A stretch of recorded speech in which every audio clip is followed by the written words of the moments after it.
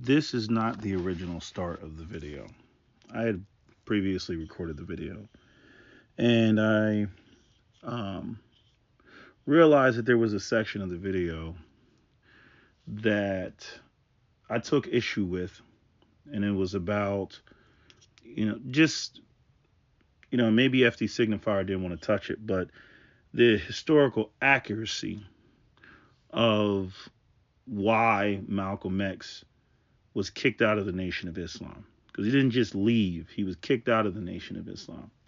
And FD Signifier, in his video, he just kind of glossed over it. Was like, oh, Malcolm X went to Hajj, and he after Hajj he started taking on these leftist, sort of ideologies, and he was a part of the, thinking in terms of a rainbow coalition, and you know when he saw all the, because I know a little bit more about it, when he saw all the that you had, white Muslims, because he previously he believed that Islam was the black man's religion.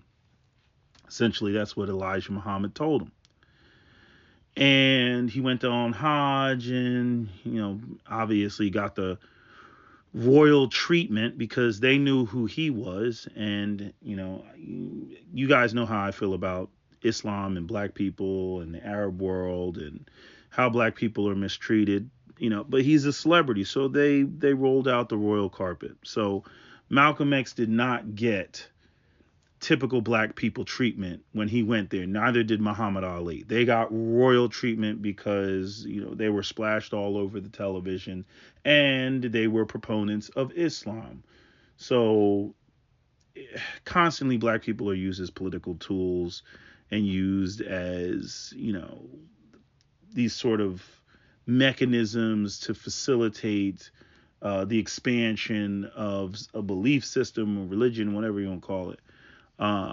But when it comes to the masses, which ironically is similar to what we're talking about when it comes to black excellence or the talented 10th, or black exceptionalism versus the experience of the masses of black people. But anyway, Malcolm X went on Hajj in 1964. In December of 1963, because I'm familiar with pretty much all of Malcolm X's speeches, he gave his speech. It was December 1st, 1963, and the speech was titled "A Message to the Grassroots." And in the speech, and this is where I kind of disagree with Malcolm, but you got to recognize that, Malcolm was a religious man. I'm not religious. I don't get magical. But Malcolm, he decided to get magical, and he was explicitly told by Elijah Muhammad not to get magical, or not get magical, because Elijah Muhammad was magical. But he was explicitly told, don't talk about JFK, because JFK was beloved by the country, and Elijah Muhammad, playing wizard chess was, a lot smarter than fired up.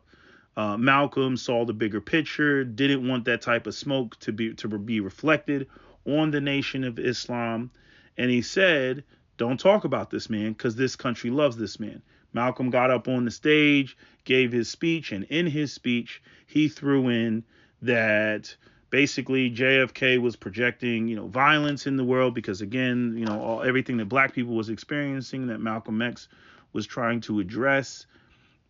He felt that all that energy came back to Malcolm X, and resulted in his assassination.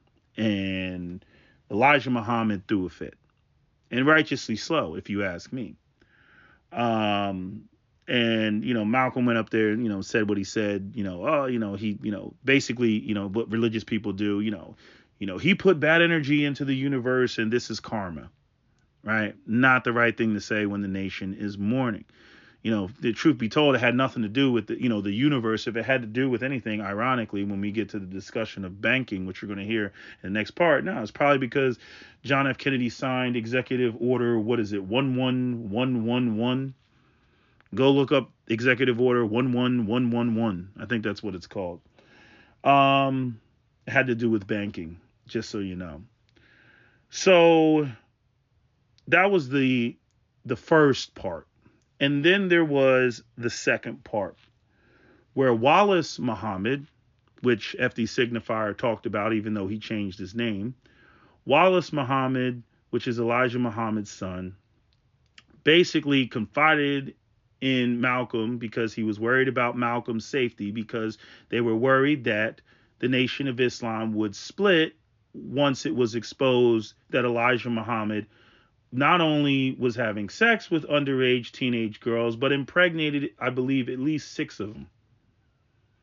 Because remember, the man has, overall, I think over 20 children. I think it's 22, right? But there's 9 confirmed children. Pretty much all of Elijah Muhammad's children, they were all born in from 1925 to 1937. So, all of his children they're pretty much past, at this point. I gotta double check. I don't know if he has any living children, but many of them have died recently. But that was the reason why Malcolm X was booted out of the Nation of Islam. I mean, they even took his house, because his house was funded by the Nation of Islam. There's a lot of stuff, with the Nation of Islam. I mean, even I mean, some of the children, sued for millions of dollars, sued, to get basically to say that, these assets are our fathers as opposed to being a part of the organization. If y'all didn't know that. So it's not as, cut and dry. And I do agree with FD Signifier that the Nation of Islam in many ways, operates as a cult. So that's the real reason. I don't know whether FD Signifier didn't want to touch on that. Again, this goes back to, Spike Lee getting a phone call and all that stuff, which I'm going to address in this video, as you'll hear, because I got some problems even with that sort of stuff, especially now when you see, the sorts of things that are going on. But I'll leave that for there. But I'm just saying, I felt like FD Signifier, really glossed over, that part. He kind of left it. And it's one of the reasons why I kind of FD Signifier. You got to take FD Signifier with a grain of salt. Overall, I give him credit on this video, for trying to touch as many bases as he did. But I'm like, you just gonna gloss over that? That's one of the most controversial things that happened within the Nation of Islam. And Malcolm X was eliminated because they did not want to deal with that. And there's all sorts of stuff. The FBI, COINTELPRO, and if you read the objectives of COINTELPRO and how they, incite division, and how even Malcolm X was killed by who was, an FBI informant, just like the whole Richard Aoki situation and Larry Threadgill. So, there was the image of, Malcolm X, in I forget what the name of the magazine was, but it was an Internal Nation of Islam magazine, where he had, his head was cut off and decapitated and had horns coming out of it. You know what I mean? Because, Farrakhan, he was the up and coming, person, because I believe Wallace, he walked away, he was supposed to be the successor, but, he walked away and, came up with a different Muslim organization, and FD Signifier covered that in the video. So that part, he got accurately. But the part about why Malcolm X, got booted out of the Nation of Islam, and why he was a threat, and why they wanted to, have him killed, and how, the FBI helped to facilitate, some of that, and how Minister Farrakhan, came to be. Malcolm X's daughters don't fuck with Farrakhan. If you go and you look at the interview, that they had, and, she strongly feels, because remember, they were there when Malcolm X was killed. They were sitting right there. And so they have the memories of, Malcolm X being killed. And if you know anything about Malcolm X being killed, it was overkill. It wasn't just oh, they shot him one time. No, it was overkill. It was, the way Pookie goes out here and does some of this shit. But you got to remember, A lot of the people that were, the quote unquote assassins, they were pookies. That's how you become FBI informant. They jam you up on something else and they say, what you going to do with us? They do that whole, Tommy Buns and Belly type of thing, which is what, obviously what this is all based about. I mean, again, Hype Williams, accurately depicted that. And I'm pretty sure he got a phone call too. But yeah, I just wanted to say that because, people do need to know, because even for me, growing up in elementary school, they forced Martin Luther King down your throat, and they don't want to talk about Malcolm X. And honestly, once I discovered Malcolm X and I studied and went through all of Malcolm X's material, Malcolm X resonates way more than Martin Luther King. Martin Luther King, I will say, resonated with me towards the end of his life, when he was killed in '68, especially when he gave his last speech with, I believe it was NBC. And in that speech, he talked about everything that FD Signifier talked about in his video with the finance and the banking and the capital and the money and giving black people an economic floor. One of the points that Martin Luther King, made, and I'll talk about that later in the video. But as soon as he started talking about the money, nigga, you gotta go. That's when they decided, to let Martin Luther King be assassinated. Don't think that they didn't let that shit happen or somehow, whatever Manchurian candidate or something, because they were monitoring Martin Luther King so much so that they knew that he was having an affair on his wife. So let me get this right. You following him everywhere he's go. You're surveilling him everywhere he's go. But somehow a sniper gets past your perimeter and is able to fuck out of here. You see what I'm saying? So, I just wanted to say that because, people need to get the full picture. So without further ado, I present the rest of my video.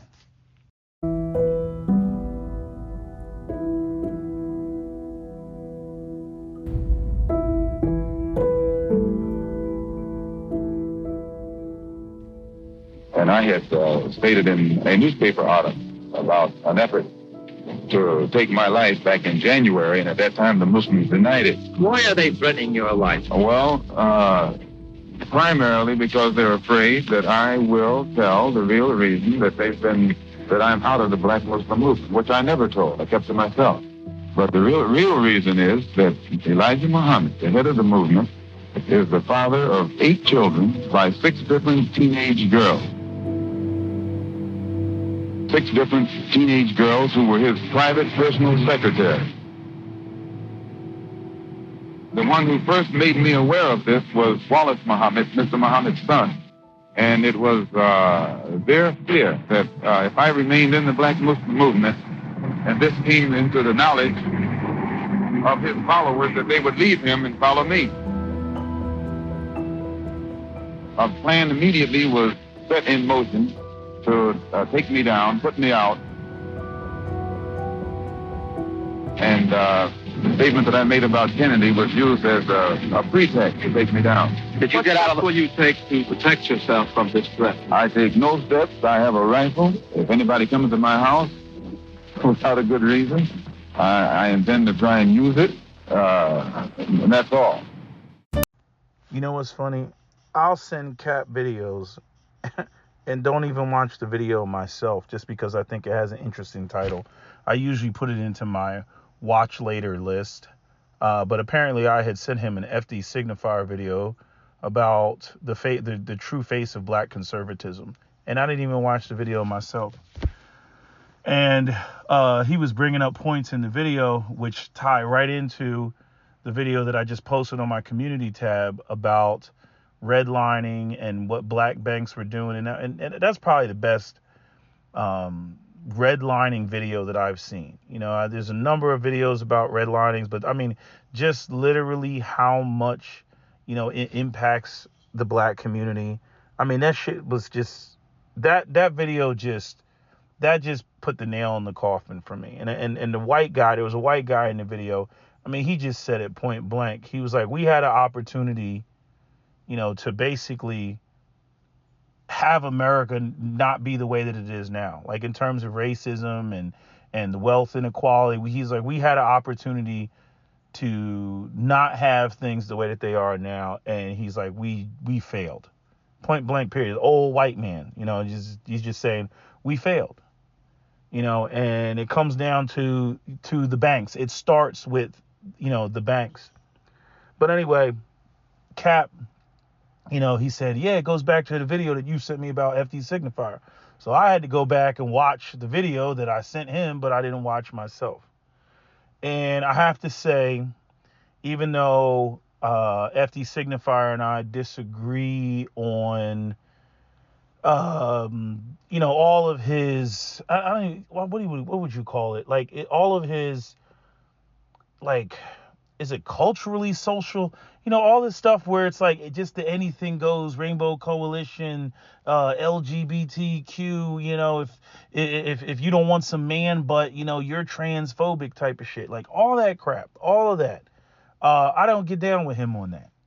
You know what I mean? I'm like, why are you bringing up transgender? You're talking like actually, you're talking less than 1% of the homosexual community in the black community. You're talking about less than 1%, because most people are just outright gay. That's about 3% of the population.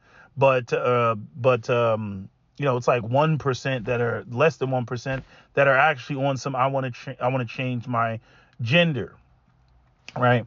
But he's always like, every video's got it's either some feminism, pro-feminism type of stuff, or it's either some pro LGBT type of stuff. And that turns a lot of black men off the FD Signifier, going to speak to his arguments about black people aren't truly conservative, because this is what true black conservatism is.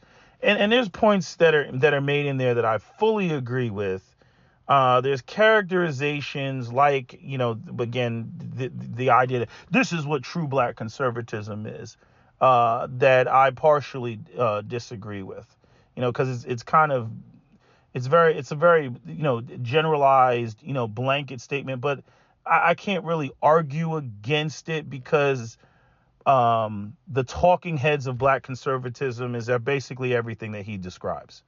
And I've already warned about that. I don't understand the coonish behavior that comes from a lot of black people when it comes to the idea of what it is to be a black conservative, right? Like the whole throwing other black people underneath the bus, not taking into account the context of history, pandering to white people, acting like, conservatives are the best things since sliced bread for black. I don't subscribe to any of that shit.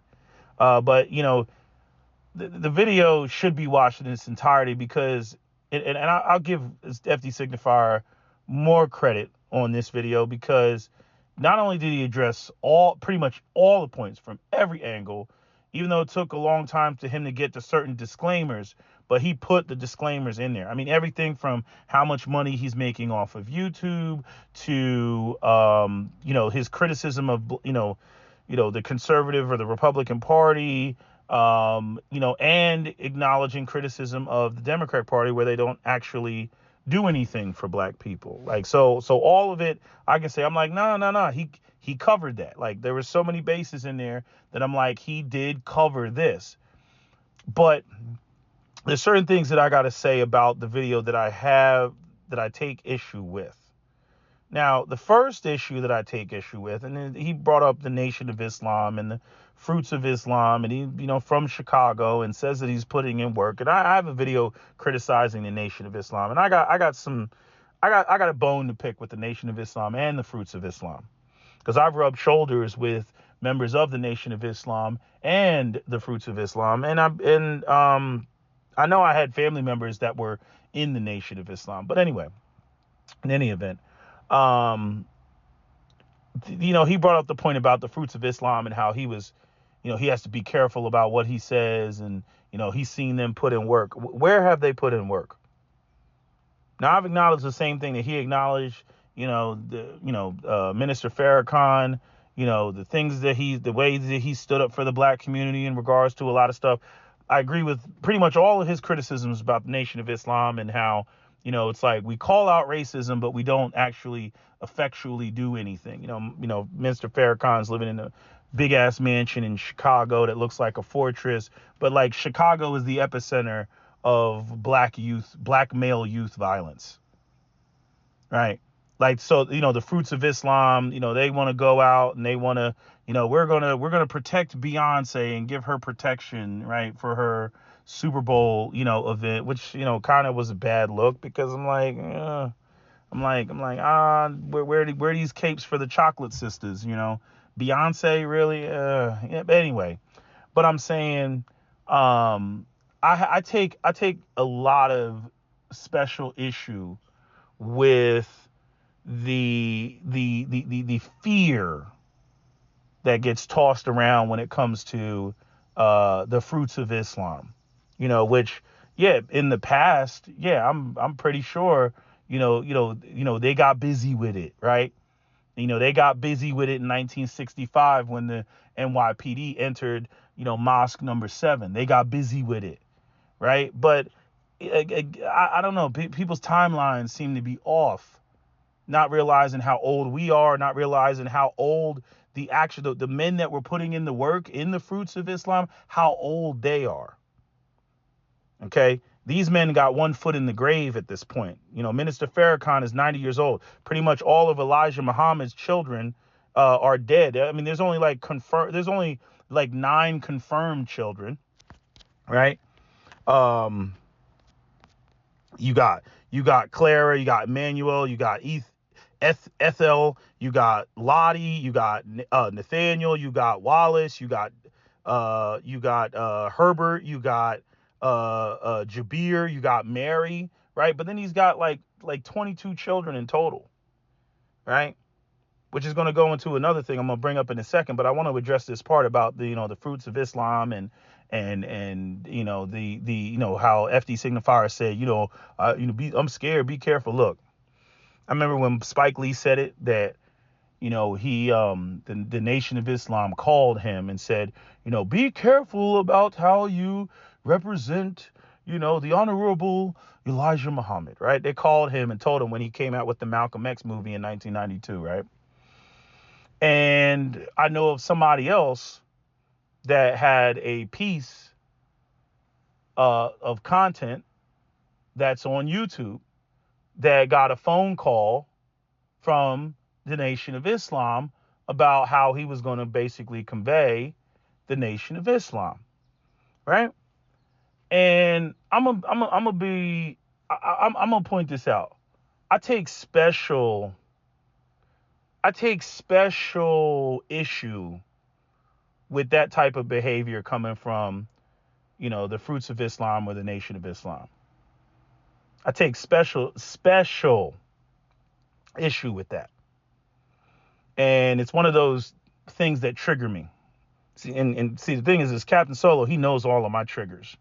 I remember when we got in a big fight because we were having a conversation about, a hypothetical, talking about, the black women and them saying they're not protected in the community. And how would we deal with a sexual predator in the community as so-called good black men, right? Everything revolves around the good black men conversation. And, he was running scenarios and brought up, 12-year-old girl got violated in the community. We know who it is. We know exactly who it is. What are we going to do about it as so-called good black men in the community? Right. And this is more, speaks not just to the violence, but also speaks to the level of organization. Right. You can do it. Legally, you can do it illegally. How are you going to do it? But this problem has to be dealt with.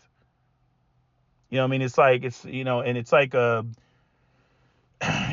in movies that you'll see, like Casino or something like that, where it's like, somebody's, where the guy tried to get the job, he went there, the cowboy went to try to get a job for his nephew, but like, Robert De Niro's character wouldn't give him the job. And he was like, you all seem to forget that you all are our guest here. You outsiders, talking to the mob and whatnot. because he was saying basically, you're in our space, you got to hire, my nephew or whatever it was, for this job, and then what it comes down to is like, okay, you don't do that, okay, yeah, is all of his paperwork straight? Is all of his paperwork legal? Right, they start fucking with you.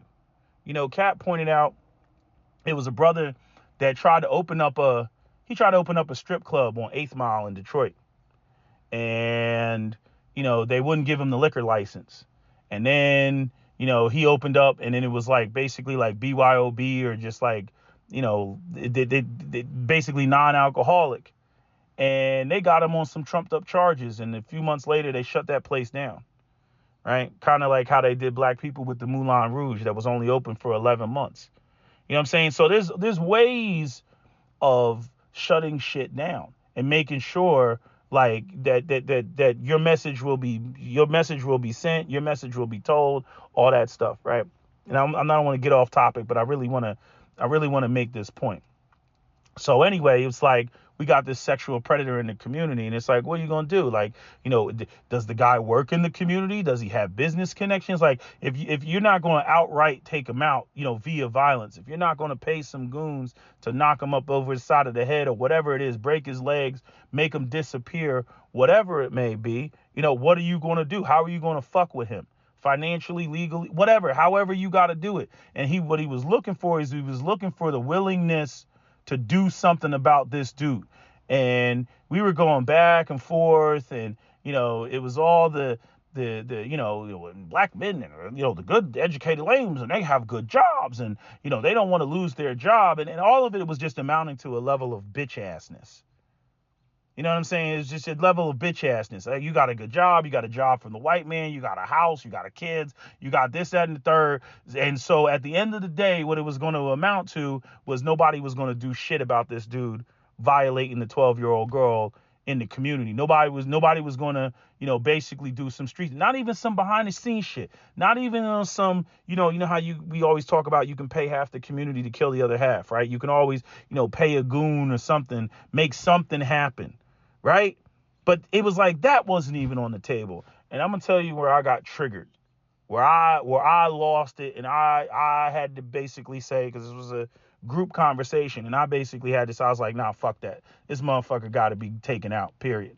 Is when Cap said to me, he was like, so let me get this right. So all the good black men in the community are worried about what the gun laws are and all this other shit, but he wasn't worried about that shit when he was raping that 12-year-old girl. And when he said that, it was like the fucking hairs on the back. I said, man, fuck that. I was like, this motherfucker gotta die. He gotta die. That's all there is to it. Like that's a trigger for me. That all that fucking, it is the way I have spoken, like this, like, think about it like this. This dude, again, this is hypothetical. This dude violated a 12-year-old girl in your community, in your neighborhood, and y'all niggas ain't gonna do shit about it. And this motherfucker's just walking around free, smiling, not even ducking, not hiding. You know what I'm saying? Not even like Louis Dumps when he came across Colugino in a Bronx Tale and was running across the street because he owed Colugino $20, right? Like I'm saying, even if you're not going to do shit about it, motherfucker, you ain't just going to come out here and just do some foul shit, just all out in the open. Like, there will not be a response. Like, man, I lost it. And that's, I'm saying Cap helped me find my own trigger, because I didn't even know that was a trigger on me. Like, I scared myself. I was like, nah, this nigga got to die. End the discussion. I mean, just the thought of you just violating a girl or girls in the community, violated a 12-year-old girl, and you walking around like you got no enemies, man. I lost it.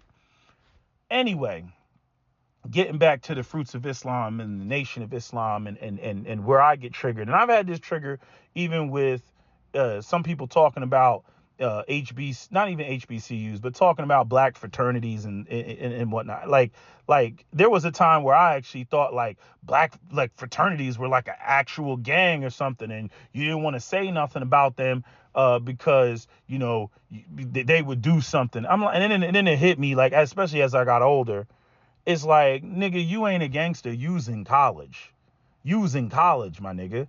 You know what I mean? And so, like, you know, the woman I was talking to, she was in a black fraternity, or excuse me, black sorority, not black fraternity, black sorority, and she was like defending, you know, her brother fraternity and all this other shit. And I'm just like, look, nobody fears them like that. You know what I'm saying? Like I don't even know, like we got so many black men who are unemployed and underemployed and the racial discrimination and everything else like that. I don't know where, and again, I don't know exactly what they do, but I'm saying I don't know where all these kick-ass coalitions where it's like, God damn, I need to become a Kappa or Alpha or a Q, you know, so that I can, you know, be a part of these networks because these niggas is out here making so much money. You know who has that reputation? Niggas in the streets. Niggas in the streets, the dope dealers, you know, the drug dealers, all that shit. They actually putting money in people's pockets. That's why the young black men want to be them. You see? So where you have all these organizations, whether it's Nation of Islam, Fruits of Islam, whatever, that got all this, or think that they have all this, you know, we put work in, I get busy with it, all this other stuff. Like, it's like, to me, it's Nation of Islam is living off of a legacy that no longer is there. It's not the reality. You know, you turn off the 6 o'clock news, it ain't like the Nation of Islam or the Fruits of Islam are running through the black community like superheroes, stopping all the crime. You got fucking 14-year-olds, 15-year-olds, children. If you don't believe me, pull up any article about in the Philadelphia News, killing not only each other, but killing other people. Released today showing a shooting on a SEPTA bus and the guy police are looking for. Does he look familiar? Police believe he is a teenager. Our Jennifer Lee reports. That bus was traveling right along here on Diamond Street. Police say the surveillance videos from SEPTA as well as local businesses, they're specifically looking for one teen who's between 14 and 17 years old. Run around like they cowboys. On May 17th, Skyfox captured the aftermath of a shooting on board a SEPTA bus. Now, for the first time, we're getting a look inside the bus when the violence erupted. Police say fists started flying immediately, and the large fight escalated into a shooting. All of this happening right before noon, upsetting to many who frequent the area on Diamond Street. Just sitting there minding their business, trying to go to work, and you can't even do that because people have nothing else to do besides terrorize the streets that they live in. It's confusing. Police say the main suspect is this teen pointing the gun. He allegedly hit a passenger repeatedly with the weapon, causing it to discharge and injuring two 18-year-olds in the legs. Honestly, man, it's just stuff that happens all the time. You know what I'm saying? And the fashion is kind of wrong that we're used to it. But it's a shame because a lot of the young kids dying. Additional surveillance video from the street shows a clearer picture of the main suspect, described as having a thin build and wearing a black and camo hoodie. Police say the suspects are a group of juveniles. DA Larry Krasner says everyone in the community needs to work on combating gun violence. It's obviously incredibly heartbreaking to see so many young people who are being shot, who are being injured, and to see other young people on the other end of the gun. Police say the group of suspects got on the bus at 20th and Diamond Street, then ran off the bus near 21st Street. It's too much going on the buses. It's easier just to take a Lyft or Uber. Somewhere out down the line that the city got to do something about it. Police say if you see this suspect, do not approach and instead call 911. You can also submit an anonymous tip at 215-686-TIPS. In North Philly, Jennifer Lee, Fox 29 News. They running around still looking for this nigga that shot the dude on the SEPTA bus. Okay? Shot a teenager on the SEPTA bus. Or they got into an argument, dude pulled out and shot him. Okay? And I'm like, again, where is Fruits of Islam coming to the rescue? Or any organization coming to the rescue? You see what I'm saying? And I got major issues. I got major fucking issues with the idea, like even FD Signifier in his statement major issues with the idea that I gotta be careful about what I say because of the fruits of Islam might call me or pull up or show up.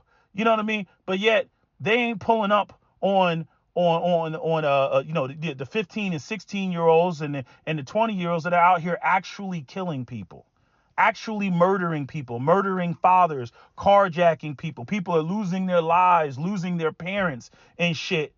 But yet the Nation of Islam or the Fruits of Islam are running around giving phone calls because of what a nigga might say online. Like, nigga, fuck you.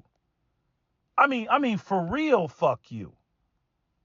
Motherfuckers out here killing people, and it's like, and you gotta, I'm gonna pull up on this nigga because he said something. Meanwhile, motherfuckers is out here doing something. They out here doing, again, taking people, actually taking people's life. I'll snap. I'll be dead or in jail that day. I mean, just the idea of it. I'm like, I wish a motherfucker would. So let me get this right. So you gonna run up on me because I critiqued you or because I said something. You gonna run up on me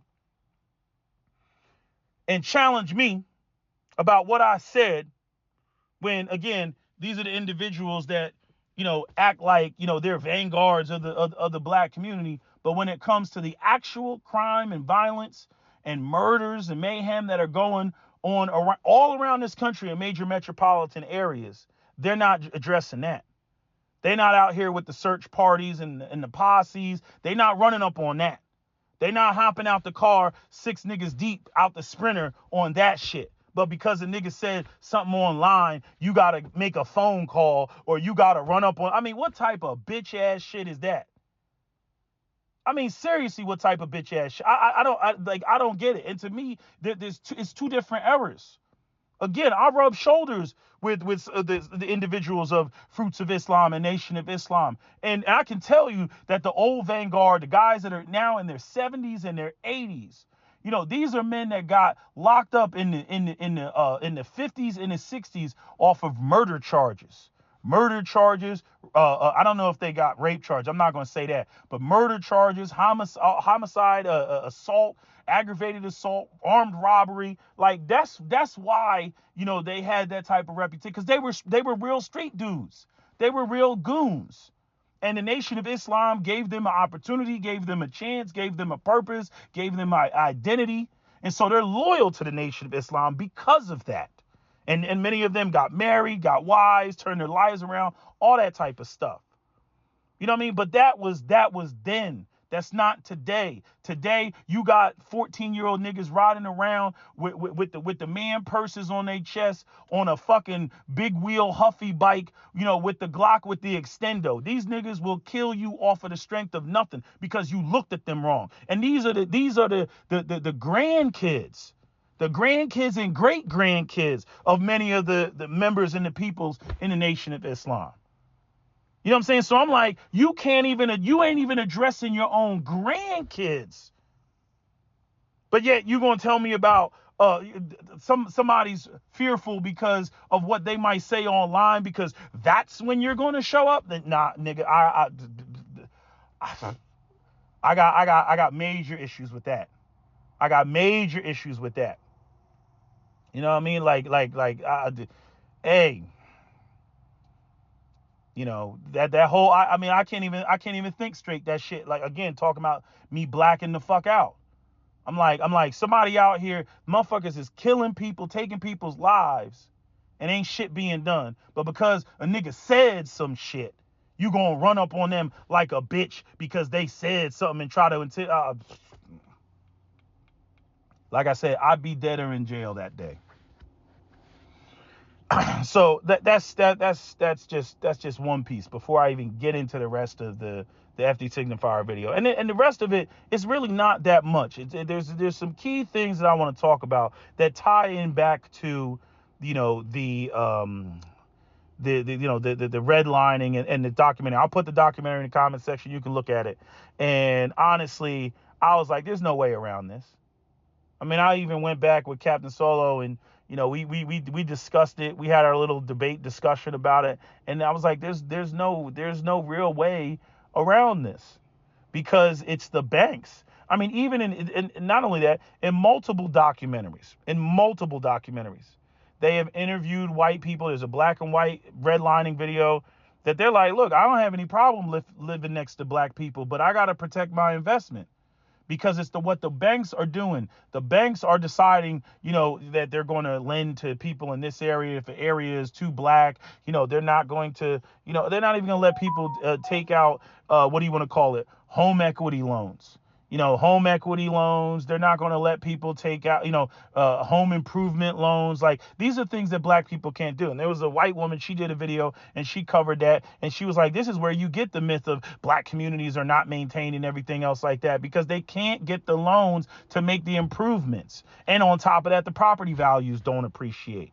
And the white people are trying to protect their assets, right? And you got the whole thing with the block busting, and they go in there and tell a black woman push a stroller through a neighborhood, act like they're moving in there, then go and tell the white people, the niggas are coming, Then the white people would sell their house at a depreciated cost, and then they would take the difference and then sell the house to black people for even more. So get you to sell your house, your house that you bought for $12,000 for $10,000, and then go over to black people and then sell the house to black people for $14,000. I'm going with like 1940s prices or 50s prices. You see what I'm saying? This is the type of shit that they were doing, right? That's the realtors. So you have the realtors doing that bullshit, and then you have the banks. And the point that I want to make is, and I 100% agree with FD Signifier on this video, and the other brother, with the glasses that he was interviewing, is no, you cannot behave your way out of this. That's one thing that I have always strongly disagreed with when it comes to, white conservatives on that. First off, and this is where I'm going to disagree with FD Signifier's position, right? Because he had the brother up there, and I've been saying this for years. You cannot expect people who don't have access to resources to act, think, and behave the same way as people who do. That is impossible. Now, with that said, does the black community have a lot of, behavioral and pathological issues? Yes, we do, as a byproduct of, prolonged exposure to poverty. Absolutely, we do. And so where I disagree with FD Signa, let me say this. I agree and I disagree. And I want to be clear about why I disagree. Because I agree that the conservatives will come through and they'll be like, well, see, the problem is your behavior, and you're poor because of your behavior, and this, that, and no, they don't have access to capital. I mean, even going back, and I got to make this clear, the first black people to move into these white Levitt towns and move into these white communities were black people who did qualify, black people who were working professionals and educated. Okay, I know because my grandfather was one of them, right? Moved into these areas, or attempted to, you know what I mean? And then either they would be the first ones to move in, and then all the white people would move out. Like the one woman said in the documentary, she was like, when we first moved in here, it was all white, and within 2 years, the whole community had transformed, and it was all predominantly black. And this also goes back to the point that Captain Solo makes about the decline of Detroit and how Detroit collapsed because the auto industry left, not because black people were having drive-bys in the middle of the factory and shit like that. You know what I mean? Like even to highlight the bullshit, right?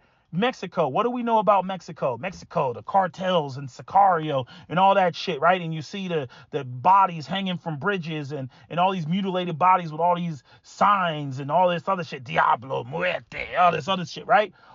Right, we see all that, the decapitated bodies, the students being, taken out of school buses, shot, all that stuff. Notice how that's not stopping U.S. companies from still going down there and setting up shop, right, now that they're not going to China anymore. But when you talk to the conservatives, we had to leave Detroit because of, all the black crime. That's why no bullshit. No, the black crime came as a result of the jobs leaving, in that order. And this is the whole problem that even I have, with the Fox News conservative, talking, say us, and that's about personal responsibility. You cannot personally responsibility your way out of banks literally saying, I'm not going to loan you the money because you're black. And blackness in and of itself, it equates to you being high risk. And these are the black people who most qualify. Like I said before, I don't care what system it is. Once you have a system where the people who play the game can't win, right? Once those people can't win, okay, the whole thing is collapsed. The whole thing is collapsed. Once people recognize that there is no carrot, the carrot is gone. The carrot does not exist anymore. You know what I mean? Good luck trying to convince people to live up to those standards when they know that there's no reward, when they know that the system is rigged, when they know that the game is rigged. You see? And so getting into FD Signifier's, getting into his point, how do I want to say this? So we've acknowledged that not having resources is going to equate to basically, social decay, right? It's going to equate to, a depravity in the community, right? Men are not gainfully employed. Now you're going to have more single moms. The women are saying, I can do bad all by myself. Now we have this situation. There's poverty. There's no appreciation in property values. There's no accumulated wealth. Kids can't go to school, get opportunities, to be able to afford to go to college and all that other shit. So you end up with all these problems, right? Then you have, again, the CIA, Iran-Contras dumping drugs in the black community. And then you end up with a situation, where, just like what you see with OnlyFans now, you know what I mean? I mean, if the opportunity that is there is to, like Dame Dash said, take the money and flip it and sell drugs, like people are going to do that, right? Again, good luck, white society, convincing your precious white daughters to not be on OnlyFans when you got women making $60,000 a month showing they tiggly bits. Good luck with that shit.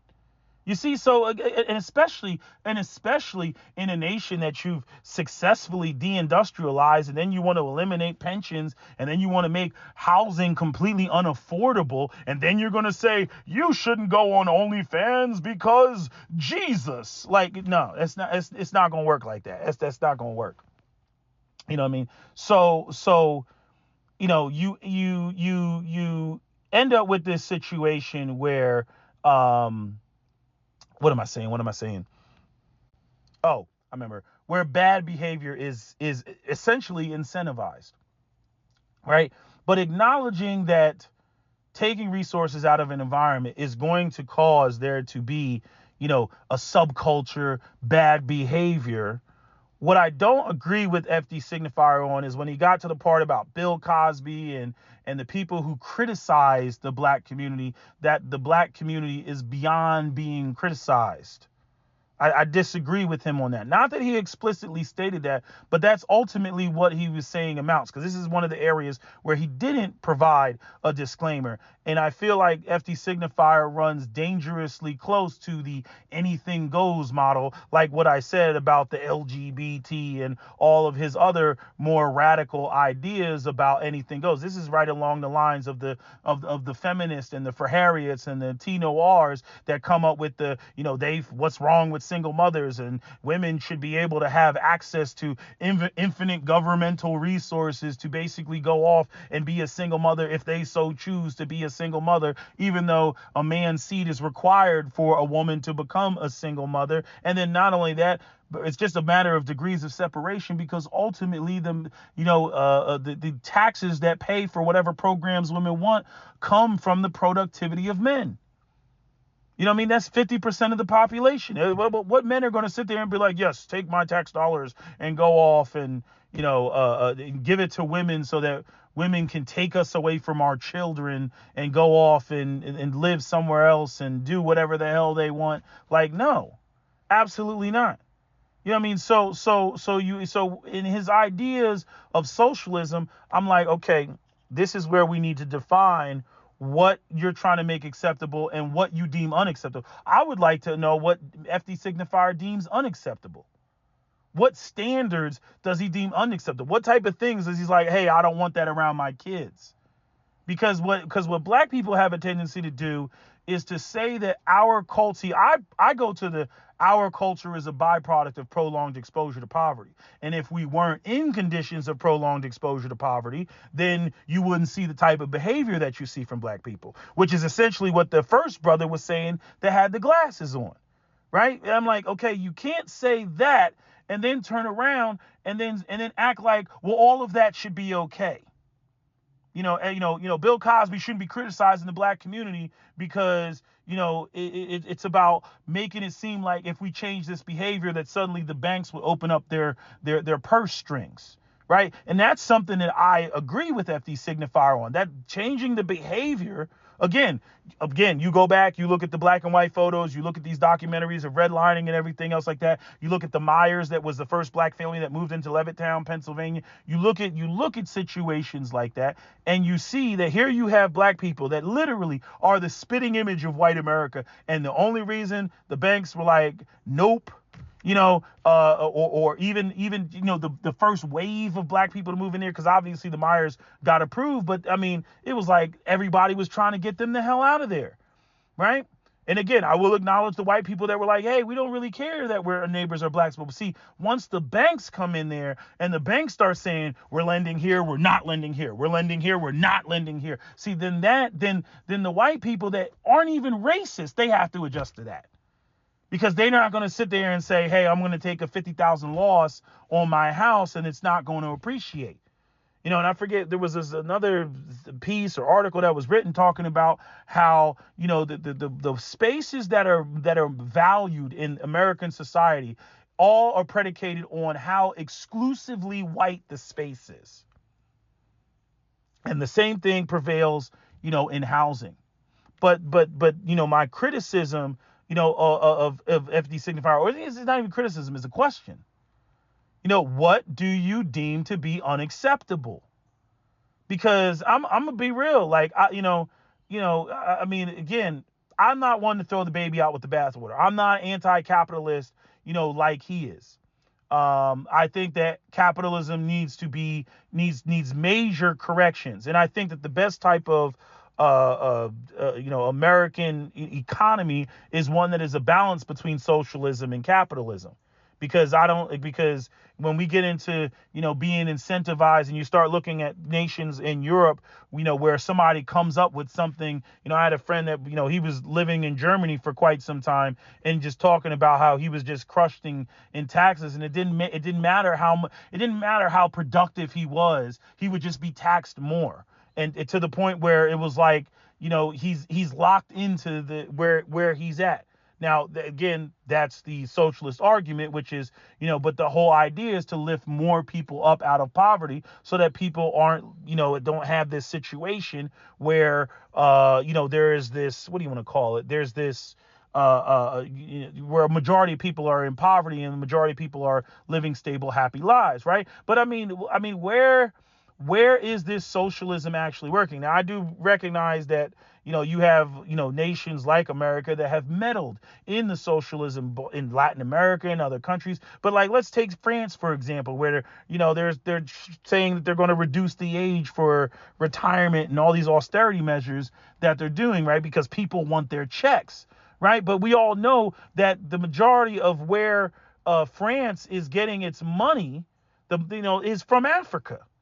They're taking the money from Africa, all the manipulative shit that they do, assassinating African leaders, making sure that the Africans only operate in the French currency and all that, right? I don't know, all of the details, but again, there's plenty of information on YouTube and documentaries, about that. But how much money France is vacuuming out of Africa? Now, if France is having riots in the street, because France is essentially a socialist country, France is having riots in the streets because it can't cover the expenses and it wants to reduce this and reduce that because it has an unbalanced budget. What do you think would happen if France could no longer exploit Africa? So there's like a layer of the illusion of this socialist system, which is still predicated on the exploitations of other regions of the world. So the exploitation goes from being, in a capitalist system in America where it's exploiting the most poor and impoverished people in America to where it goes to exploiting, other nations and third world countries and whatnot, right? Which I'm saying even capitalism currently right now is still doing, right? It still does it. You see? Where it's doing both. It's exploiting American citizens and it's exploiting abroad because it's all about the corporations. Again, to me, the corporations are stupid because eventually you're going to get to a point where you break the system and you cut your nose off to spite your face. And then the people are going to ask for radical change. It's the same thing I say about the Second Amendment. I'm like, y'all should have left the Second Amendment alone. Now you got all these, we want constitutional carry, and I should be able to carry a bazooka wherever I go in Starbucks. You know what I mean? Like, it's like nobody was saying that before, but now they're going to do it because you said you can't. Same thing talking about Eldridge Cleaver, and it makes me cringe, but I got his point, when he felt like I'm not free until I can have a white woman on my arm and a white man can't say shit about it. And so you end up with this, I must have a white woman and a white man not say shit about it because that is the only way that I am truly, free. Because he wants to test the system and push the envelope. And that's the same exact thing that people do with the Second Amendment. It's the same thing. There's all this, I'm going to carry a freaking, a freaking Gatling gun on my back as I'm trying to get a coffee, right? Because they're trying to prove that, I can do this. I can exercise this ability. I can exercise this right. And so, and that has a lot to do with even the black boule and bourgeoisie and all that other stuff going off. And we must move into white communities and do this and do that. There's a level of demonstration of showing that, but also in conjunction with the banks because they have the same fear that the white people have, which is that, if I buy into this black community, my property won't appreciate. Right? The crazy thing is like, just how much like the white bankers and all that shit. The ridiculousness of it is like, okay, you want to have an all white community. It's a white Levitt town. Okay, fine. I'm like, then build black people, have a black community that's, again, separate but equal. Going back to that whole Jim Crow thing, separate but equal. Build a black community that has the same Levitt towns and then say this is where the black people live and fund it just the same for the black people who qualify. Right. But no, didn't even do that. Didn't even do the separate but equal shit. Just said, no, we're not gonna lend you the money so that you can get this home or this 30-year mortgage or, and then even if you want to fix up an old home in an old community where white people used to live, we're not going to give you, we're not going to lend you any money to take, a home equity loan. We're not going to, what do you call that? The shit, not refurbish the house, the damn home improvement loan. We're not going to give you that. We're not going to give you loans to start a small business, all of that shit. And so, slowly over time, it begins to deteriorate. And then that becomes pathologized by people saying, oh, see, anywhere the niggers go, their communities are in shambles. It's in crumbles. Everything crumbles. Yeah. If you starve a community of resources, but I want to know where is black people's behavior not okay? I do believe that if resources were injected over the course of a generation or two, that a lot of these issues could be resolved. Like a lot of issues would just like automatically resolve. Because bottom line, when people are gainfully employed and they're working hard and they're doing everything that they're supposed to. I like what FD Signifier pointed out, because I pointed this out as well, that majority of black people aren't even trying to be rich. They just want to be able to, live comfortably, raise their kids, send their kids, get educated, go to a couple trips, vacation, have a nice few dinners, here and there, throughout the year. Maybe go out to dinner, twice a month or something like that, and they're happy, they're good. But no, that's too much for white supremacy. Nah, fuck that.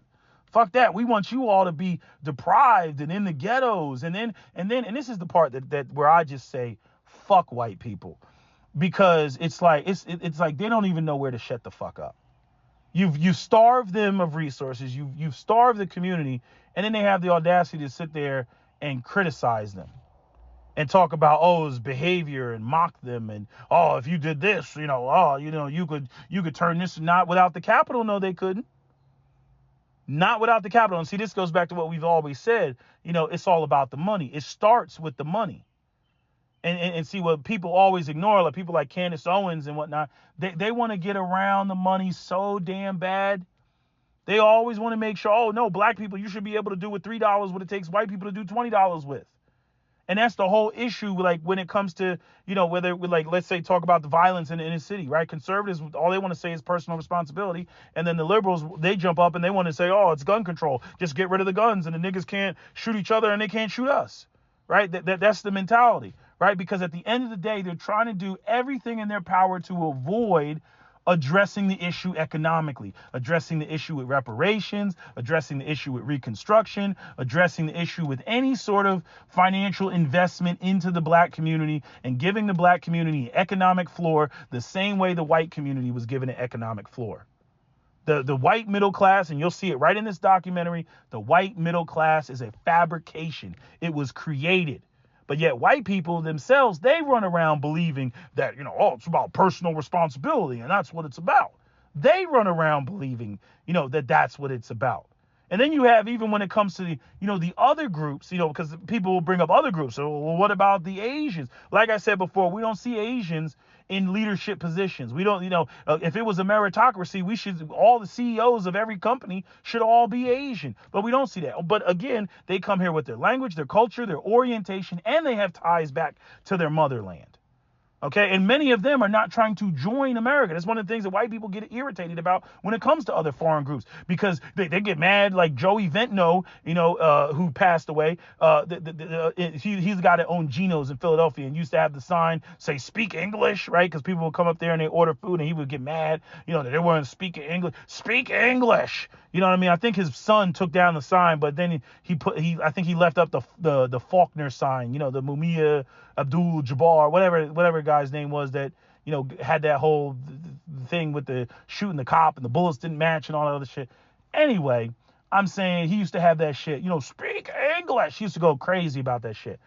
But the thing is they don't like the fact that they keep their own culture. But arguably their own culture is what allows them to be successful. All that was stripped away from black people. And the only thing that black people had to imitate was white people's culture. But yet, if you don't inject, if they don't have any access to resources, there's no way for black people to get a leg up, period. And at every turn, all they're trying to do is say, they're trying to figure out any way not to cut the check. And even that's a problem, because all that's going to happen is, like, white people, the banks, all that shit, all they're going to do is find some play wizard chess and find some gymnastic way around, getting their money back, right? Because again, black people don't control any aspect of the infrastructure, right? We don't, okay, yes, fine, force the banks to give black people loans to purchase homes. And then you end up with, again, you're buying homes from Europeans because white people got, the materials and they've got the architects and the contractors and all. So there's always a way for white people to get their money back when given that money or given that wealth to black people. I agree with something that Umar Johnson said, that if it really, when it comes down to reparations, the damage that was done, to black people is essentially permanent. And any sort of restitution also needs to be permanent. And I'm looking at other things like free education for black people, same thing that they do with the Seminole population down there in Florida. I mean, there was a host of, examples, but those sorts of things, zero interest loans, for black people and black businesses, I mean, you can come up with it. But again, there's always going to be those that are like, fuck that shit. And all they're going to do is come through and come up with all different type of ways to finagle, whatever's put in place, whatever rules and regulations are put in place to get around it, to where ultimately you would end up with the same situation. The root of this problem is the banks, because the banks hold the cards. The banks have the money, they hold the resources, and we live in a capitalist society. I mean, it doesn't even matter if it's a capitalist society. We live in a society that requires money. I don't care what society you go to. It's about the money.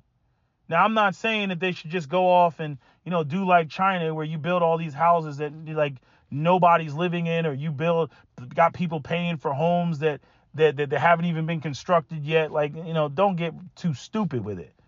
You know what I mean? But no, it is the banks. And I'm saying you still got companies, JP Morgan and Wells Fargo, and these people are still getting sued, for discrimination in housing and discrimination again, when it comes to, denying people loans who qualify. This is not about behavior. This is not about conduct. This is not about having the sweet twinkle of white. You can have the sweet twinkle of white Jesus in your eye all you want. You can Allahu Akbar, Hamdulillah, all you want. If the banks are not going to open up their purse strings, ain't a goddamn thing that you can do about it. You know what I mean? Y'all keep running around, the black people, if they get right with the Lord, if they get right with God, then we'll be able to. No. Because you're not going to be able to purchase that home without the bank's approval. You're not going to be able to purchase that vehicle without the bank's approval. You're not going to be able to send your kids to college without the bank's approval. See what I'm saying? No, this is about the money. But a lot of y'all want to ignore that. You want it's behavior, and no, we can save our way out of poverty working at McDonald's. No, the fuck you can't.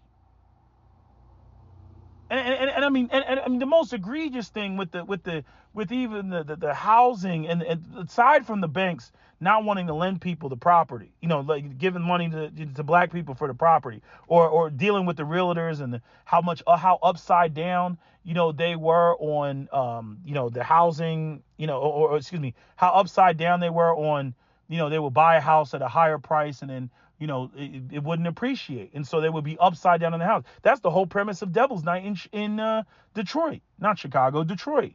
That they are dressed in 8th Mile in the Eminem movie. With the burned down houses. People were lighting their houses on fire because they owed more on the house than the house was worth. They couldn't sell it. So they lit the house on fire, burned it down, made it look like an accident, and then collected the insurance money so that they could get the fuck on. That's why you have so many burnt down lots. That's why you have so many empty lots.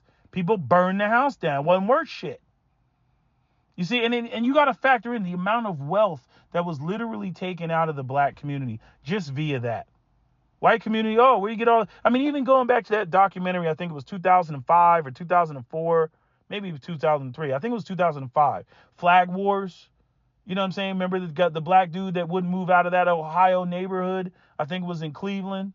Could be wrong. Might have been Columbus. I don't know where. I think it was in Cleveland. But anyway, he had the what do you call it? He had the house, and they were trying to get him to sell, and they were using all type of backdoor ways of getting him to leave the property. They were hitting him with fines, saying that his sign wasn't in accordance with the ordinance, and in accordance with the ordinance. Like they were saying all this stuff. Right? Trying to get him to move. And there's a scene in there. If you pull up that, it was called Flag Wars, 2003. It was about the banks giving the gay community, the LGBT community. They were giving them money and resources and loans and everything else so that they could basically gentrify the black people out of there. Okay? And like one of the brothers said there, he was like, one brother, they were in the basement, I think, a light-skinned dude. And he was like, nah, y'all put us here. You know what I'm saying? He was pissed off because he was like, y'all put us here because you didn't want us around y'all. Now you coming in over here because, they're the last place in the city with old Victorian homes with 13-foot ceilings or brownstones, whatever the white people decide to deem as fashionable at the moment. And then they say, we want that area. And so they try to turn it into this gayborhood. You know what I mean? And I remember the guy, he was in the house. And I don't know, it had to be the banker or the bank, like not the banker, but like a bank lender representative. And the guy, he literally said it. The guy's in there. He was working all day, and then he was coming over there, and he was doing all the internal work himself. And the guy from the bank was like, well, whatever you need, this is the bank. So the bank is bending over backwards to get this man whatever he needs so that he can fix up the property, because obviously the bank saw that, again, that whole white people appraisal of properties values going up, and then the bank at later on, when houses were being flipped or sold and everything, they would be able to cash in on that. But again, they weren't going to go in and do the work. They're just dealing with the financial end. Yeah, if we can get these white gay people, and then, like I said before, they always do this. When white people gentrify an area, they know it's a high crime area. They know that it's a majority black area because those people are impoverished because the banks made it that way. So they send in the gays, the artisans, the students, the hipsters. They send those people in first. Let them get fucked up. Let the childless people go in and get fucked up, which ironically is one of the things that happened in the documentary. You had a person one of the gay people had a rock thrown at their head or something, and they got attacked, or robbed by, the local black people there, right? Because you have this huge imbalance in wealth. They did the same thing. I remember in Philadelphia, they had a white guy. He parked his car. He was right there over by Spring Garden. He was, I think he was a lawyer. He parked his Audi truck, his probably Audi A7, got out and went in, to get his daughter out the back of the truck. Two black youths came up on him, tried to rob him. He fought back, shot him in the head, and he died. You know what I mean? But, it's like you see this in Philadelphia, because if you go to Philadelphia now, I mean, this shit is retardedly gentrified. I mean, especially even around Center City. Like they put up all these high rises. Those warehouses were abandoned for the longest time. The ones right there on Vine Street. Man, them shits those were abandoned. Nobody was there. Now all of a sudden, luxury apartments. You know what I'm saying? But anyway, they gentrified the area, and he was one of these pioneering white people. And pioneering white people, when you come into an area and there's black people who have, again, prolonged exposure to poverty, they've been there. It's been poverty. And then here you come with all your giant glass and your, stainless steel appliances and granite countertops and your recessed ceiling lighting and your $85,000 truck, and literally 3 blocks away, it's just nothing but single moms and fucking poverty. And they always come in there on some sweet shit thinking that the shit is okay. But usually, again, they send in the gays, the bohemians, the artisans. They let those white people get robbed and fucked up. And then over time, the gentrification's happening. The people get priced out. The property taxes go up. The black people can't afford, you know what I mean? And then finally, the white man with his nuclear family, he comes in. So when you start seeing those white women walking around with the poodles and shit like that, and they're jogging with their headphones on and everything, that's how you know that the neighborhood has completely changed. Because that's not going to happen until the dangers and the threats are gone. And this is what they do. I mean, this is America. And that's why I say, like, that's why my attitude on the shit at this point is I'm like, nah, bitch, get carjacked. Get carjacked. You've broken the system. You know what I mean? Or actually, no. Yeah, actually, no. Technically, yes, they have broken the system, because truth be told, now it's not even working for white youth. That's how bad they broke this system. So I'm like, nah, get carjacked. Get knocked over your head, get robbed. I'm not going to sit up in here and I'm not going to, in other words, you set the conditions to make it to where black people are in survival mode and prolonged exposure to poverty. You set up the conditions for it to be that way. And so I'm not going to apologize for black people's behavior on black people's behalf, to white people. I'm like, now I look at the shit, I see the news and somebody gets carjacked.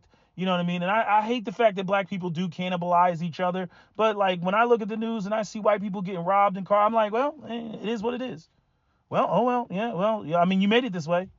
You know what I mean? Again, it's like fucking Gremlins and shit with Gizmo. It's like Gizmo had rules and, don't fuck with Gizmo and whatnot. And, don't feed him after midnight and don't give him water. And white people, it's like black people are literally Gizmo, and they didn't follow the rules, and now you got to deal with niggas. And that's literally how I look at it. I'm like, well, I mean, y'all did it, But see, white people, they'll never take accountability on that. They want to run with these tropes of, black people, they're inferior, and, in Africa, they couldn't govern themselves, so we had to enslave them. Then we brought them here. Then we used the Bible and other shit to justify the fucking slavery. Then we freed them, from slavery, because we had a war over it, because we were trying to determine which economic model we were going to go forward with. It wasn't really about the benevolence of freeing fucking slaves, and then we didn't know what to do with this population, so, we had Jim Crow for another fucking 100 years, you know what I mean? And then, we started looking bad because everything was televised, and, we felt bad, and we weren't living up to the creed of our own, our own our own constitution, you know what I mean? But we're really not trying to correct the problem. And black people, look, they've always been this way since ancient Africa. Oh, and by the way, we're going to make sure that we make ancient Egypt not an African civilization, despite being in Africa and all the supporting evidence of it being an African civilization. No. We're just going to reduce these people down to nothing but animals and primitive and criminalistic and pathological. And that's what we're going to do. You know what I mean? And I'm at the point where I'm just like, nah, fuck it. Black people need to go out here and be what they want you to be. Be the monster that they want you to be. You know what I mean? Because they're not going to fix the problem. They're not going to fix it. Again, the same thing I said with the white guys and the revolution and the militias, because they got their own set of problems. Yes, there's white entitlement, there's white superiority, and the white militias and all that. They're not people to form Voltron with. But they got their own set of classist, divisionist problems and everything. But because this country is not going to address the growing wealth inequality, you know what I mean? That's why they want to take all these white boys' guns away. That's why they want, you can't have an AR-15. That's why they want to eliminate that. They want to eliminate that because, they're facing a coming revolution. So with black people are like, that's just a part of the system's problems. We're just a part of it. You know what I mean? But ultimately what they're going to do is they're just going to, classic example, divide and conquer. Black people are going to say we need reparations. Poor white people are going to be like, well, we're not getting what we want. And the poor white people are going to be like, no, it's because niggas is lazy, and come with all those Fox News tropes about how black people are all fucked up and it's about behavior. And, they're like, and then the people that are going to oppose the reparations are going to make it out to be like a bunch of lazy black people that are all felons are getting all this free money, and they're going to throw it in white people's faces and be riding around in Bentleys and buying up Newports, like the Dave Chappelle clip, and out here stealing white women, and it's the great replacement, and it's all a Jewish Zionist conspiracy theory. Like, I'm telling you, that's what they're going to do. That's what they're going to do. It's going to be all out war in these streets, and the banks are going to be laughing their way, all the way to New World Order. And they're gonna back, and they're gonna fund who they want to fund and throw them up there, and I am the savior, and just be like Senator Palpatine, and all I need from you people to correct all of these American problems is supreme emergency powers. And then next thing you know, we got a freaking dictator situation on our hands. That's what the shit is gonna look like. When it comes to like what the system, from the perspective of the system and what the system is trying to fight. And truth be told, black people are the least of their problems, because unlike white people, black people don't get busy with it. You got, this Grandmaster Jay, he marching, they done thrown his ass in jail, right? But when it comes to the white people, no, they worried about the Timothy McVeighs and shit. They're worried about these white guys shooting infrastructure and shooting power grids and shit. Yeah, that's some different shit. They're worried about these white guys talking about, they're going to abduct governors of states and shit. Like, that's some different shit. That's why they're only now talking about, and the thing is a lot of these people are anti-government. They're not necessarily white supremacist. They're more anti-government than they are white supremacists, you see. And so, again, to make them white supremacists, then you get black people who go out and, then as a political movement, then black people speak against, and it's just more divide and conquer.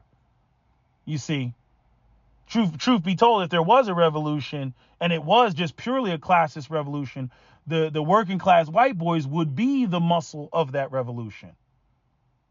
But the racial shit is always going to be, it's always going to be a problem. And it's not just a matter of, white people coming through, because I know the white boys like to do this shit. Oh, if we just come together and we just ignore the color and I don't see color. Bullshit. And that's not black people's problems. Black people's problems is one of having access to resources. Because you're at the end of the day, you're still a member of the dominant society, which has always allowed working class white folks to come up and say, it could work. They see Donald Trump and they say it could work. That's why they don't side with black people, because there's always the hope as a white man that the upper class whites will, reach down and pull you up, and then you'll be able to go and have your little, heteronormative cisgendered patriarchal family, right?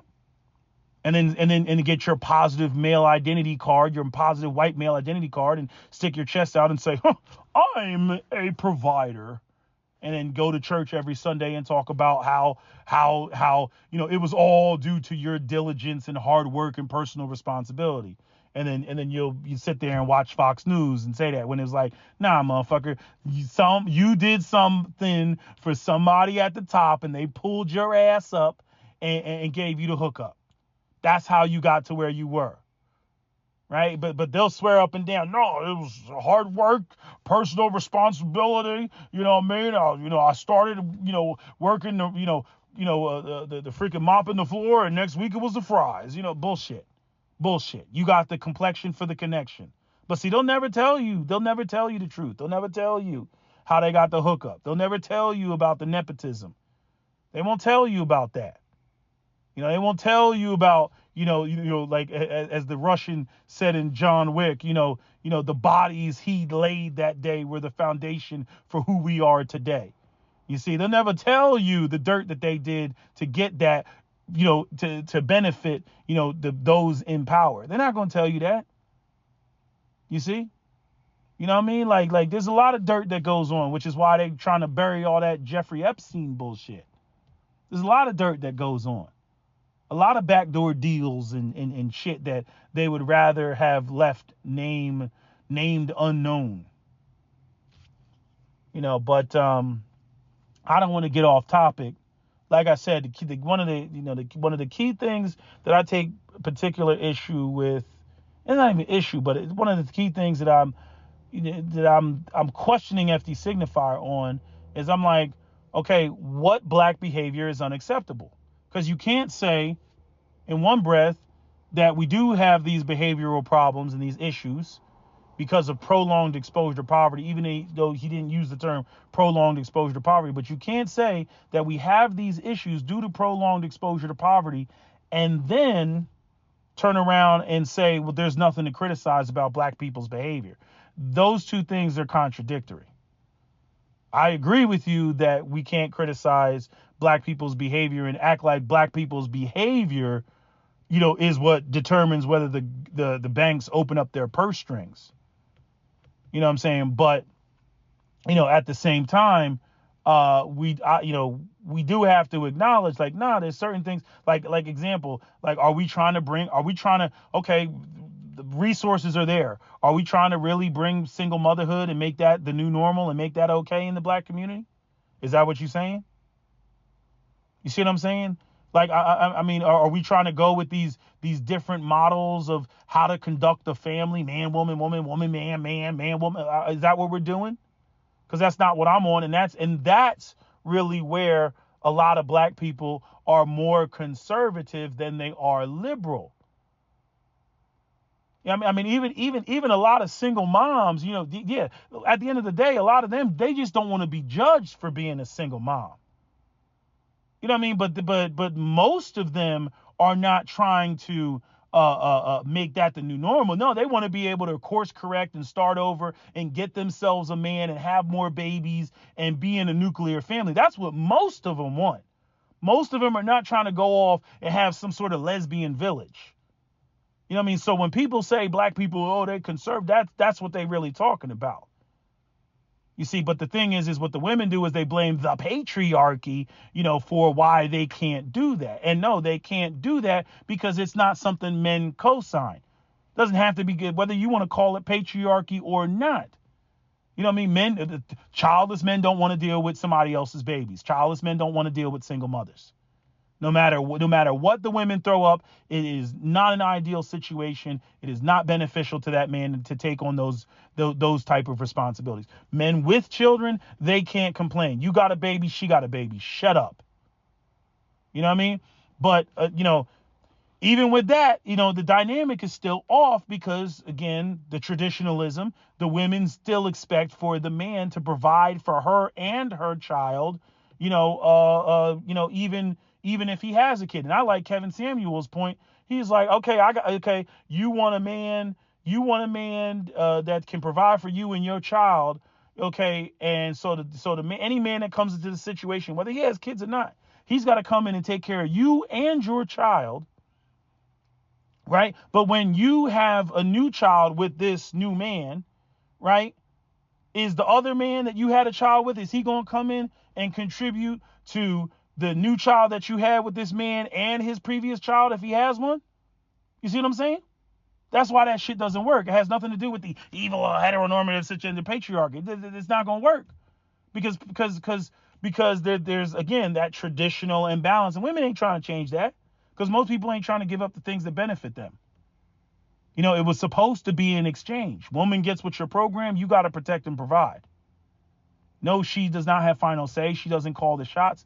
But, you have to go down with the ship. You know what I mean? Same thing with, men getting the right to vote and everything else like that. Hey, man, you going to send me off to where? You going to send me off to war? Nah, I'm going to need that right to vote. What you mean? You can just send me anywhere in the world to go fight your wars, but right? I don't have any say. Fuck that. See, it doesn't work. These are exchanges, but see, a lot of women have these ideas and concepts of entitlement of I'm a human being and all that stuff. It's like, but where's the exchange? And so we end up having these discussions of, where we draw the line. And I don't think the socialists do a good job of drawing the line. The FD signifiers do a good job of drawing the line. I do believe that you need to work in order to eat. But I also believe that you should be properly compensated for the work that you put in. It shouldn't just be peanuts and something that you can't live and survive on. That's where the social contract, if there ever was one between the corporations or the corporate elite or whatever and the average American citizen, has completely fallen apart. You know what I mean? But the thing that the left, what's the word that I'm looking for? The left, I'd say it legitimately gets criticized about is this whole, this sort of, I'm a human being, free stuff type of argument where it's like, I shouldn't have to work. I shouldn't have to do this. I shouldn't have to do it. I shouldn't have to sacrifice anything. And resources should just come to me. That's a radical leftism, that a majority of people don't co-sign. And again, anytime you got people that are grinding and working and busting their ass off and everything else like that. And again, I don't think that you should sacrifice, all of your existence just so that you can, eat TV dinners every night. Okay.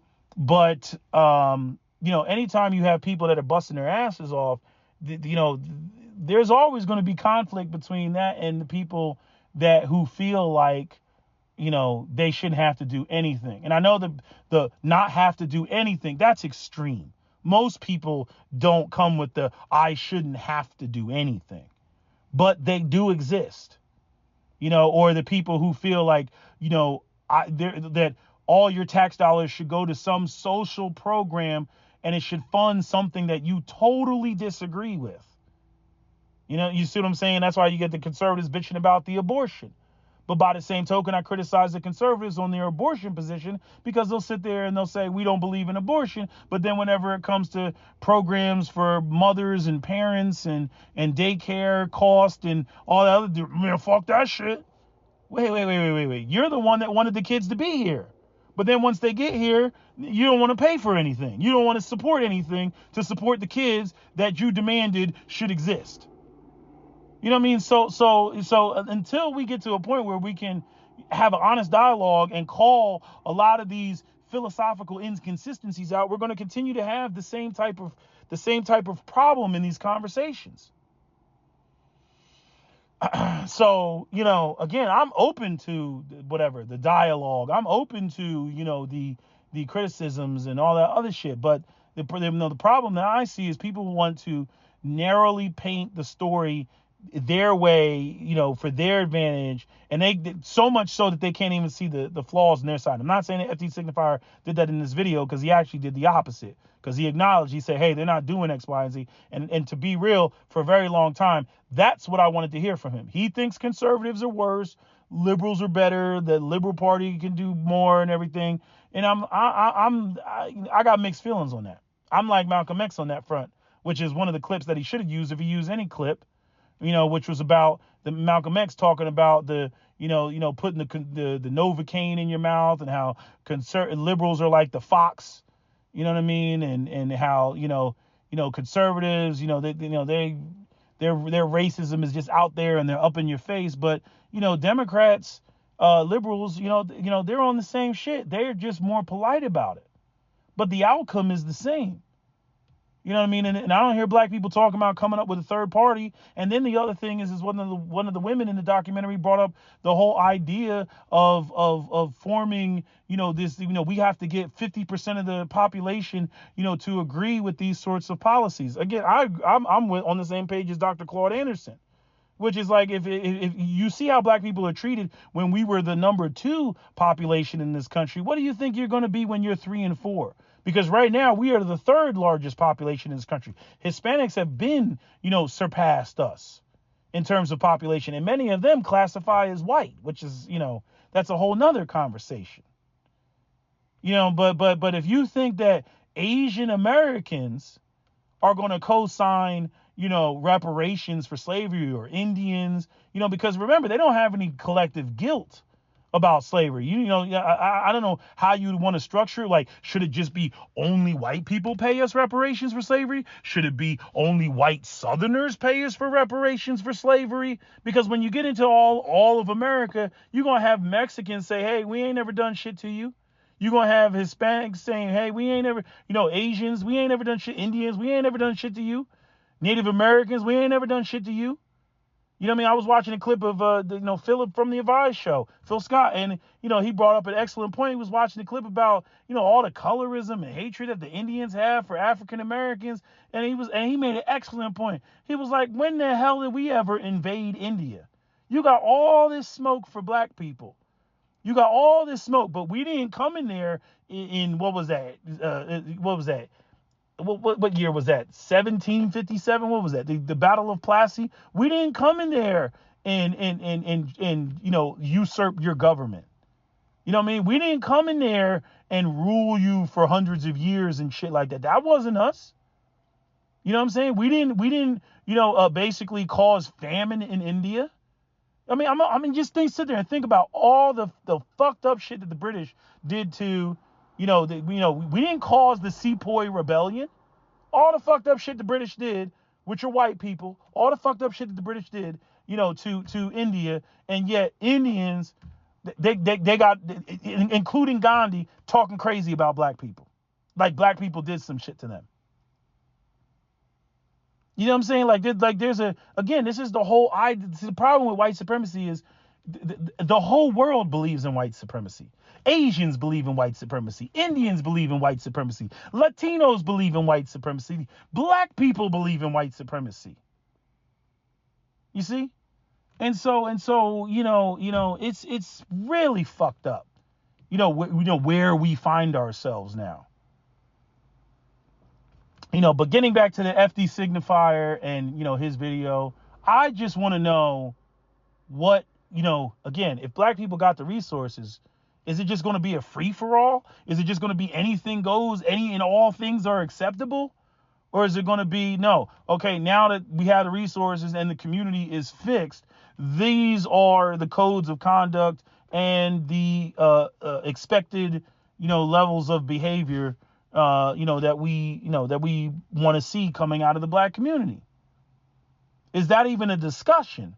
Or is it just, free for all and you could have a family any old way and we need to see more trans people and we need to see, more single mothers and baby mamas and, men with multiple baby mamas and just anything goes. And that's another thing that I have taken issue with, which it seems like whenever it comes to women, the anything goes model is fine. But whenever it comes to men operating on the anything goes model, it's always interpreted or seen through the lens of toxic masculinity or misogyny or misogynoir or anything else like that.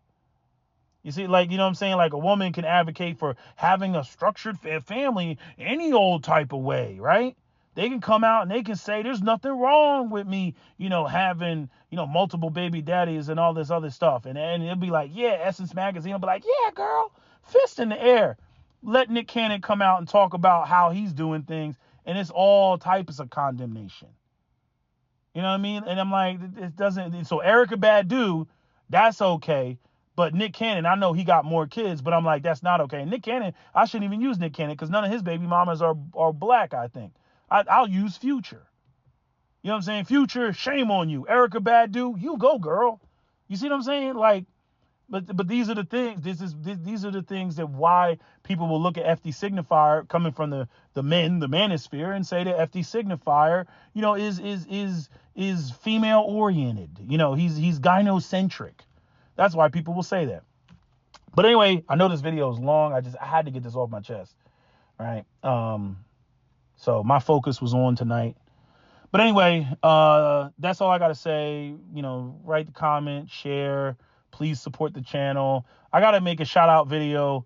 I just got to go through and, I was thinking about whether I read it, but I wanted to, some people got, they got the government name. Other people got their, what do you want to call it? They got their pseudonym. I don't care. I don't know who you people are. You know what I'm saying? Like, it's not like I have this collection of information. I'm like, and I will now expose my supporters. Like, no, it ain't even like that. Like, I'm just saying, I just want to thank the people, who have contributed, who have donated, so, that's all I wanted to, to say about that. But I was thinking about just actually making a true, dedicated video because I see people will, give shout outs at the end of their videos and stuff like that. But my list is very long. You know what I mean? So it's a very long list. It's got to be over 100 people. Maybe it's not. I don't know. Maybe it's not 100 people.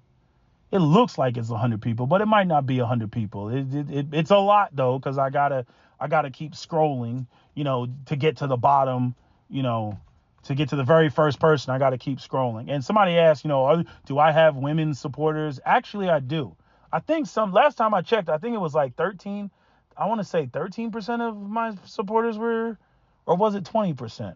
I'll have to look at the demographics, but I do have black women supporters. And some of them, even some of them wrote notes when they sent me, donations and stuff. They were like, for your Egypt videos, They may not agree with me about the gender stuff, but they, I'd say this, you be hard pressed to find a black person that is quote unquote pro-black and takes issues with my pro-black videos. If anything, those are the videos that they love. They just don't like when I get into the gender shit. I'm saying obviously, so from a woman's bias. As I've already said, the only women that can really agree with me are women who are happily married, kids are grown, single mothers. Women who are not single mothers, childless women, that's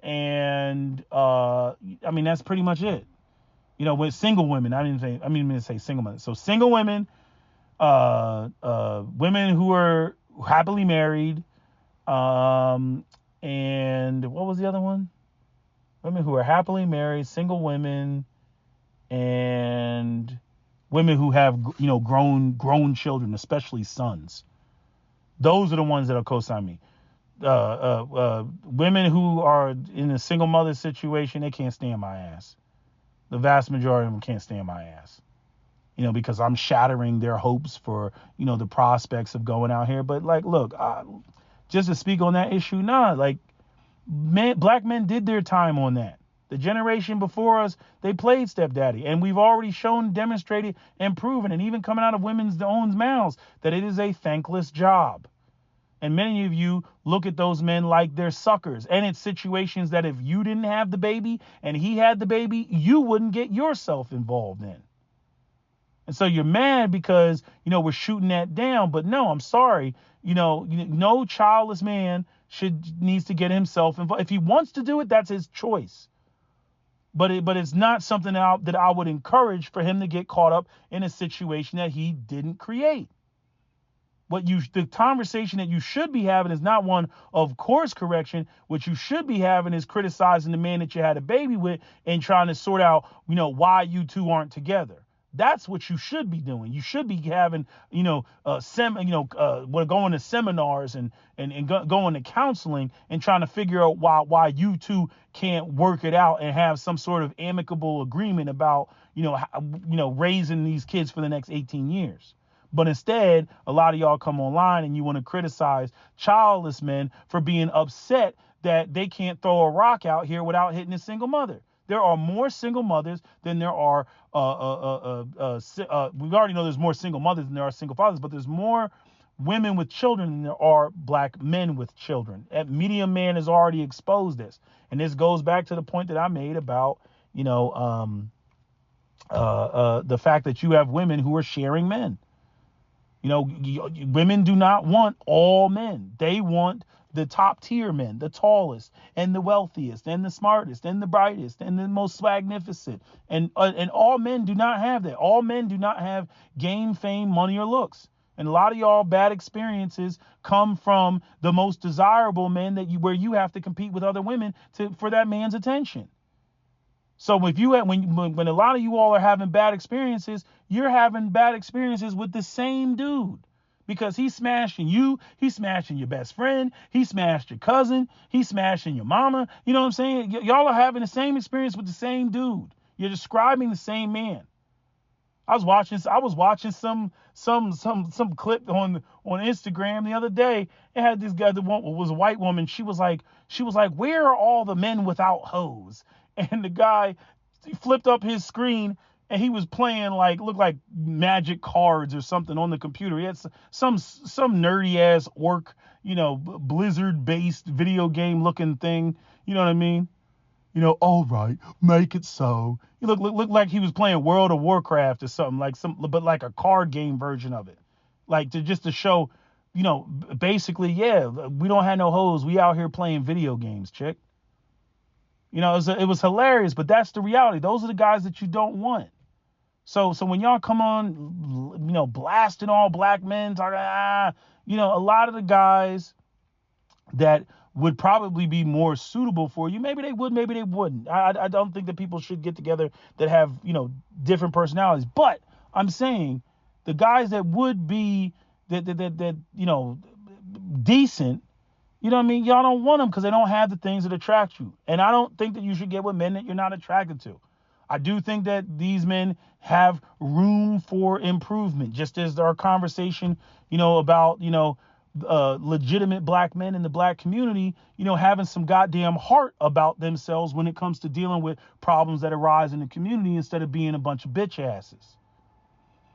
So anyway, I just wanted to throw that out there. That's all I got to say. That's my video. SWP out. Don't forget to comment, share, like, and subscribe.